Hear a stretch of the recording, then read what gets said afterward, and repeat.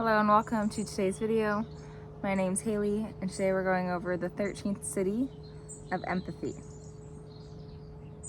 This chapter is titled The Great Cosmic Hub.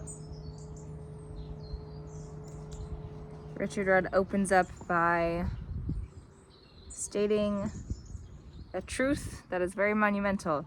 DNA is an incredible substance. This is true. It stores information, carries information, contains all memories of our entire species and even those earlier life forms from which we descended, he says. It contains all the potential that one could tap into.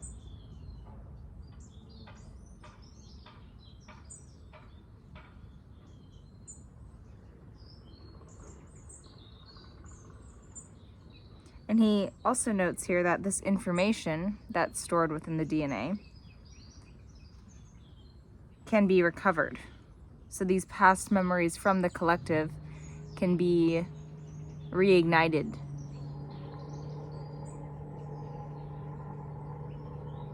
And so this is not just information that can be restored, but also experience. Memories tied to that experience, trauma tied to that experience. And essentially this 13th city can unlock the essence of what it is to experience.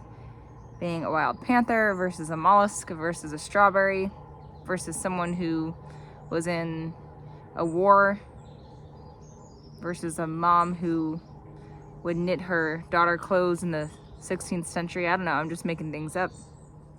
But all of these experiences are stored within the DNA, he says. I know this is quite the claim, by the way, for those of you who are watching.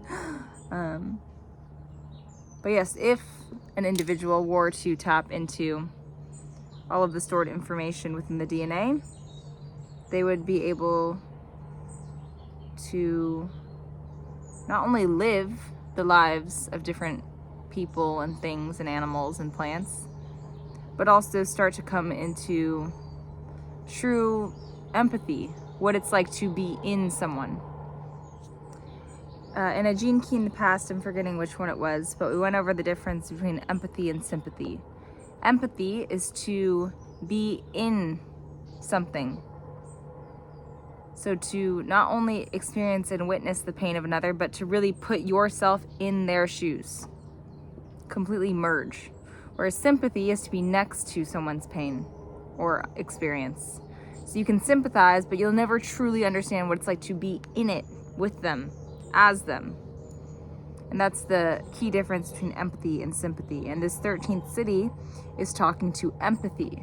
What it's like to truly be embodied in another person, places, in another person, animal, or plant's experience.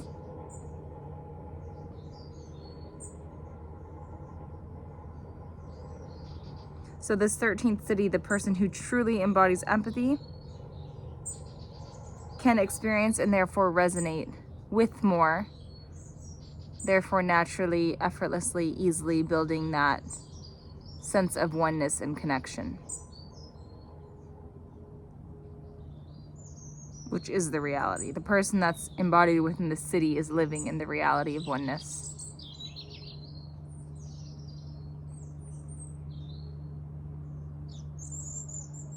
True empathy has nothing whatsoever to do with the mind. Okay, so we can infer that it has everything to do with the heart. And this would make sense, right? To truly be in someone's experience as they're moving through a difficult time in their life, you have to really feel what it's like for that person to have lost their mother. Really feel that grief and that pain. This has nothing to do with the mind. Everything to do with feeling, which is the language of the heart. And then he says it right here. Sympathy means to feel with another person. Empathy means to be inside that person, which is just what I went over.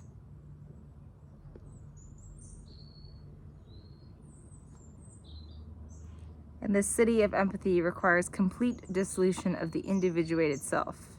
And that makes sense, right? Because in order to completely be inside another person, merge with their consciousness, their feelings, their waves of energy and emotion, you would have to retire your individual feelings, your sense of separate self. And this might speak light to why more of us are not enlightened, because it's a bit scary to completely surrender and give up your own separate sense of self, your own preferences. Back to an example I used into Gene Keys past. This is my shirt. This is my YouTube channel. This is my pen. That's my coffee over there. All of this mind, me. All identification has to cease in order for one to come into true gnosis of what empathy actually is.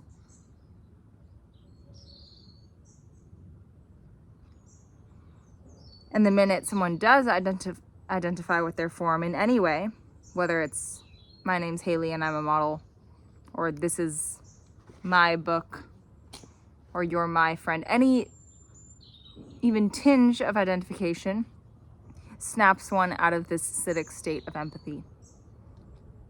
And here's a reminder, all siddhis are in the form of state, not frequency, because a siddhi is not something that can be measured on a frequential scale or hertz. It's a state of being.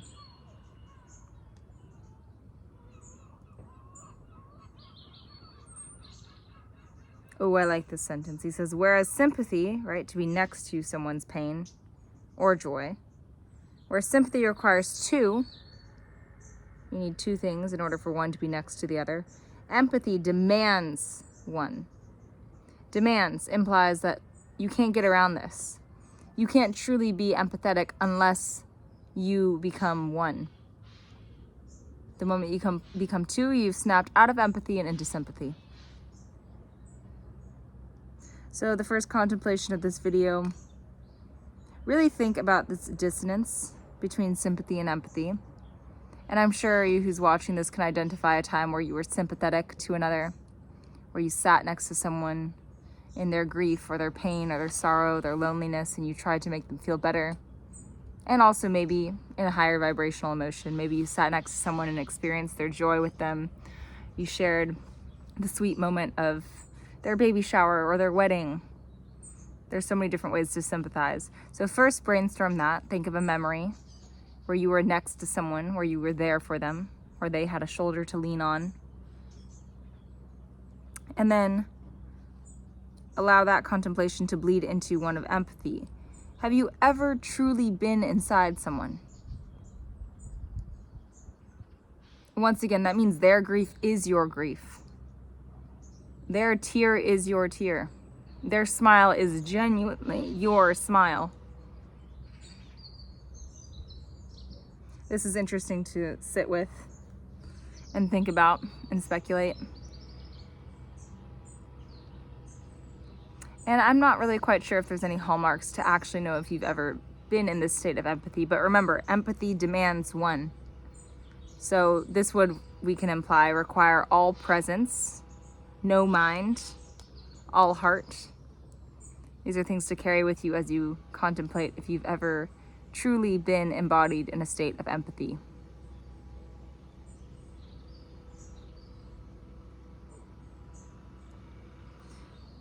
Just a little recap here. This 13th gene key is based on listening. Listening implies action. Not only do I hear your request, but I also make moves in the world to accommodate that request.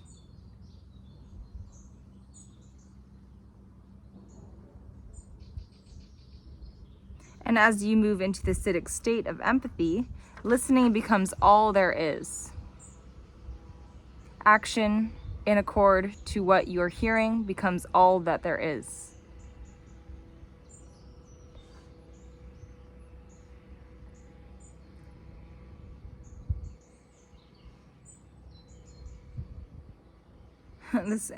So this part is going to get a little like, wait, what?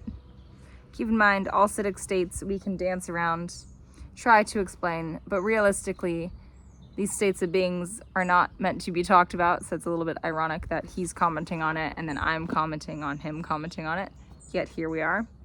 But he says this, he says, eventually listening becomes so total that it fuses together subject and object, so that the concept of listening itself disappears. Yeah, so you can read that and be like, huh? It's not really meant to be understood. To make a very, perhaps, confusing rabbit hole simple, listening dissolves and becomes experiential.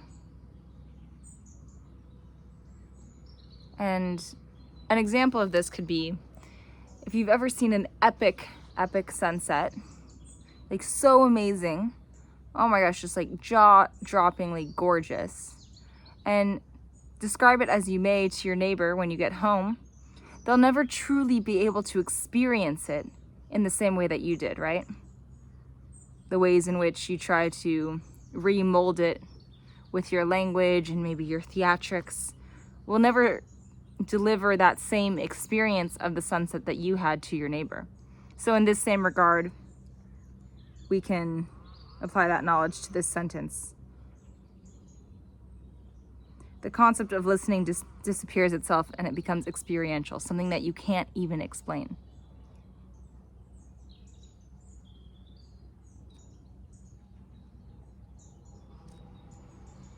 Oh, okay, so he does mention this. I was wondering if he was going to get around to this. He mentions how the number 13 is taboo, feared in many traditions and folklore. And actually, he explains why that is, which I didn't know. Apparently in tarot, it stands for the death card. So yeah, I can see why it has a bad rap. And he says this is because empathy, the 13th city, is indeed a death, right? It's a death of the self, because once again, in order to truly be empathetic, duality must cease and oneness must come into union. This would imply that each individual has to die in order to merge. Which, when you say it like that, it doesn't sound as scary. Oh, yeah, I'm down to die to become one.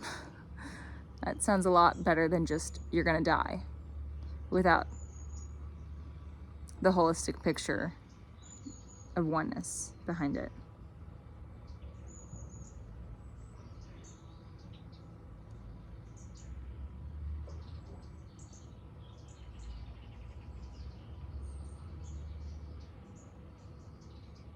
At the SIDDHI level, the seed and the fruit exist within each other because of each other. There's a little tongue twister for your mind. At the SIDDHI level, the seed and the fruit exist within each other because of each other. This is one of those what came first, the chicken or the egg type of thing. You could sit here all day and ponder that. It's not necessarily going to even get you an answer though. Some things are better left to the mystery of life. But I do like that sentence. I feel like it perfectly paints the paradox of all SIDDHI states. It's like poetically beautiful, but also like, wait, what? I don't really think I understand. But I do feel, it does feel beautiful when I read that sentence. The seed and the fruit exist within each other because of each other.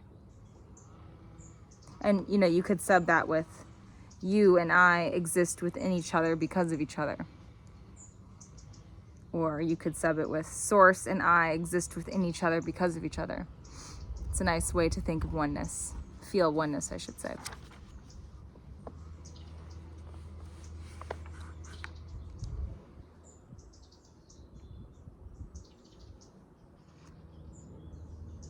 He brings up a quite interesting point. We think of the future as being uncertain, whereas the past is in fact just as uncertain. Whoa, whoa, whoa. I don't know about that though, because I can recount the past. What do you mean the past is uncertain, Richard Rudd? No, I know what happened yesterday. I woke up, I went on a run, then I made coffee, then I went to the beach. It's not uncertain. I can actually certainly state exactly what happened yesterday. But he explains, he says the past is uncertain because of how it is remembered. And this is the power of myth, right?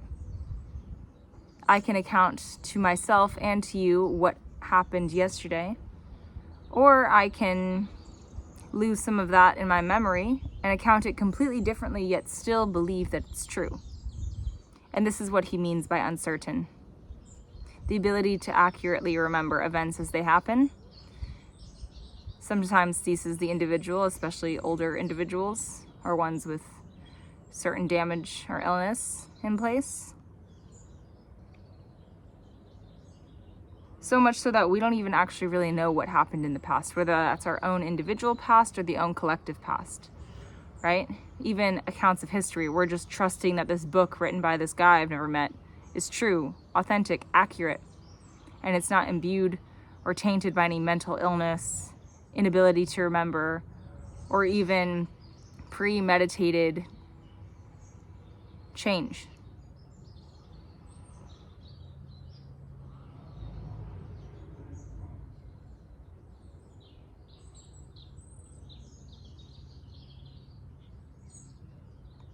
And so it's funny because when he brought this up, I'm like, yeah, this is all great stuff, but why are we talking about this? It seemed a little off track to me. He ends up tying it into empathy, and he says that empathy alone goes further and deeper than myth. The ability to truly understand and be inside someone goes much farther than myth, than recountants of the past, because it reunites the opposites and brings an end to stories themselves. So in this regard, you could think of it as if two people are together and person A is telling person B all about their horrible experience last week with Marianne, and oh gosh, she's so mean, and person B is listening, being sympathetic, being there for that person. But once again, person B has to take for truth whatever person A is saying, trusting that they remember correctly. But once again, it's very well possible that they don't remember correctly and they're spewing myth, spewing uncertainty, or that they're actually, with their own volition, changing the story to help their case. So this is the pitfall of sympathy, the potential to believe a story that's not true.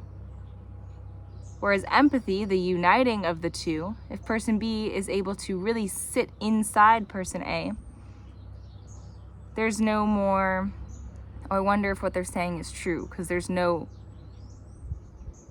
separation, there's no chasm for the information to travel through. The information just is.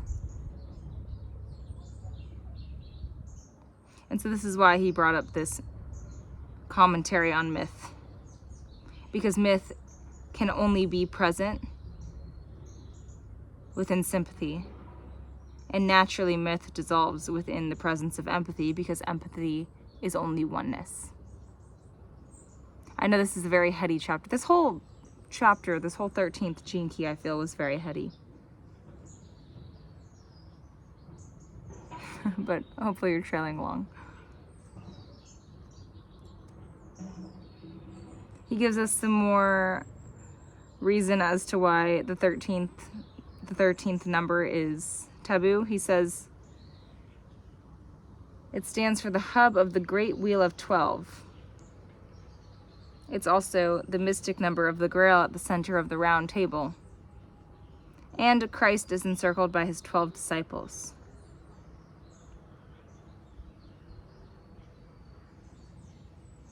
He also mentions that it's the mystical sign of the 13th zodiac.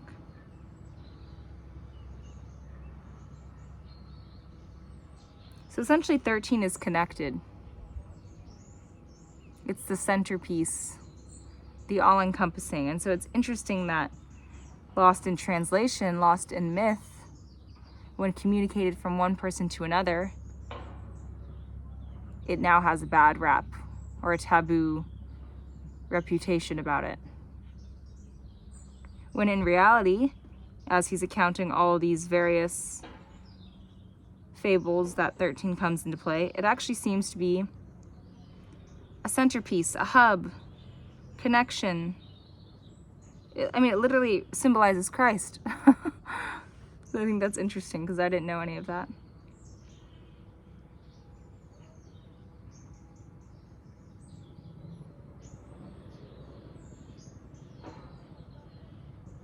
Oof. Okay. So in these last few paragraphs, he moves into talking about all acidic states and how they're all essentially, ironically enough, trying to describe enlightenment, which in and of itself implies the death of the individual, of the ego.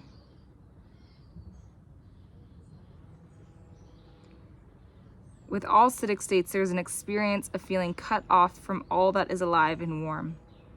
It's an ice-cold zone in which aloneness is experienced as agony.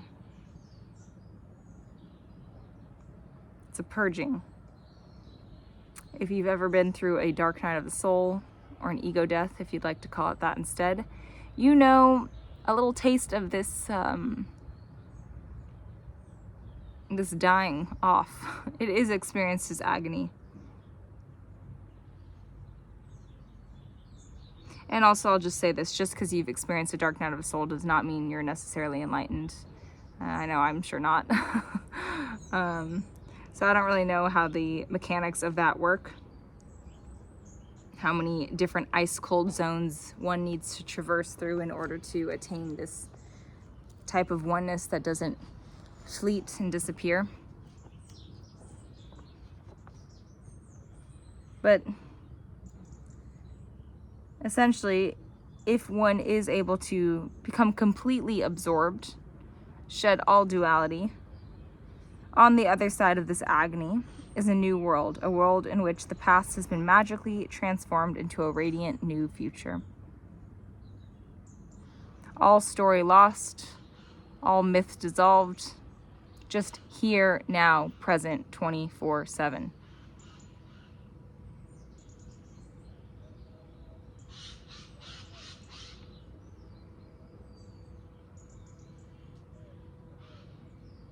And he ties it back to this shadow state where we were talking about desire within the 13th gene key. All human addiction to desire comes to an end in the acidic state of consciousness. Well, of course, what else is there to want if you are completely present in the now moment, forever onward? I mean, there's not even time that's experienced. And imagine that, to be completely satiated all the time. That means never itching for a morning coffee. Joyous if it comes, joyous if it doesn't. That means not needing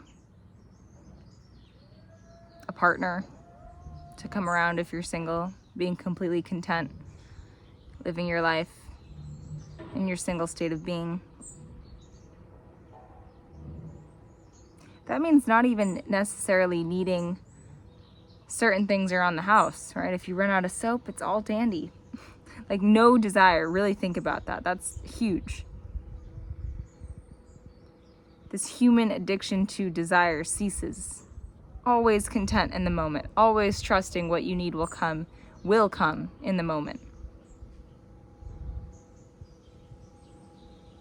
And this also implies the inverse, right? As things leave, as they do, as things die off, being content in that as well, not desiring for things to stick around as they're shedding or leaving or dying. Watching them go with contentment. This is much, much easier said than done. So, once again, to truly embody this acidic state of empathy is kind of a huge deal. It's not as simple as like, oh yeah, I think got that down. Like, when you really sink into the depth of what it means to be empathetic, to truly be inside, to truly be one, to truly be desireless, you realize just what a great feat it really is.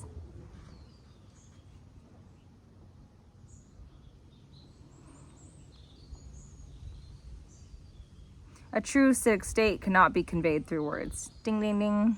I already reminded us of that. Richard Rudd drives it home just to remind us.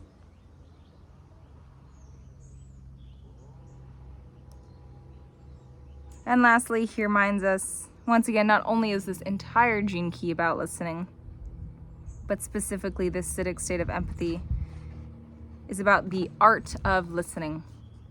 Once again, it is an art. It is something you can master. To sit in the presence of a person and be healed through listening, or being listened to rather, this is a person that embodies empathy. Who do you know like that? Where when you sit down and you tell them about something, you can tell they're so present with you. They're so fully listening to you that as you're speaking to them, you literally just feel like you're being healed, even without them commenting. Who do you know in your life that you feel is very, very empathetic, perhaps even close to the SIDDHI state of empathy, almost enlightened, right? They quite literally bring light and love to your suffering or to your situation as they sit in it with you. I can actually think of a few people that are just so good at sitting with me, listening to me, and therefore healing me.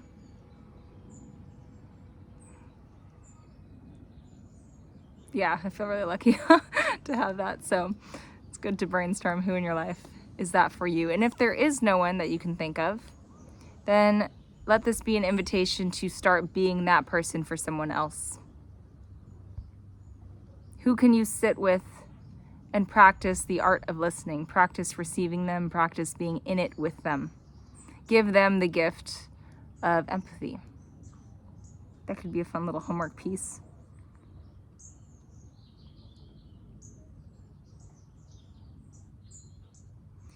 And at this level, at the SIDDHI level, listening is no longer a passive phenomenon. You're not just like, yeah. It's not just like coming at you. Like, it's a forceful cleansing. It's an engagement. You're really there when you're actually listening, right? It's an action. Listening implies action. It's an action. It's not something you do passively. You have to be present. You have to be engaged. You have to be locked in. Genuinely interested, putting your attention, your energy into that person.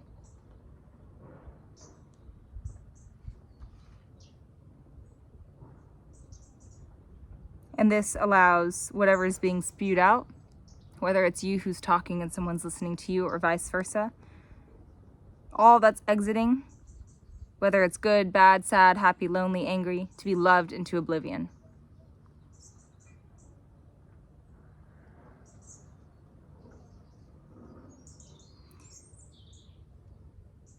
He calls these people powerful shamans, which is interesting to me.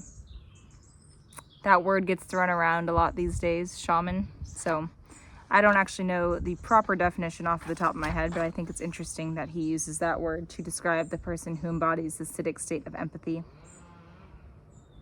Nonetheless, if you'd like to leave out that word, these people are very powerful and they open up the portal of the past within you so widely that you can become aware of you. You can love you into life. You can close the separation and come into connection and harmony with all that actually is. And in cleansing your individual past, you also cleanse the collective past, right? Because I am simply a mirror of the entire experience and vice versa. And this cleansing cleanses the future. So everything gets a little bit more pure, lighthearted, and loving. And this is why it's so important that even if just earlier when I asked you to think of someone who really knows how to listen and receive and you couldn't think of anyone, it's just as important that you who's watching this start to put that into action. Because once again, it's a biofeedback loop. The more I listen, the more I cleanse you and me, our collective past, the collective consciousness past, and therefore the collective conscious future. So yeah, see this chapter as an invitation to start actively listening with engagement and presence and energy and spread some of that cleansing, healing love. So cheesy, so cheesy, so cheesy, but so true. The cheese is always true.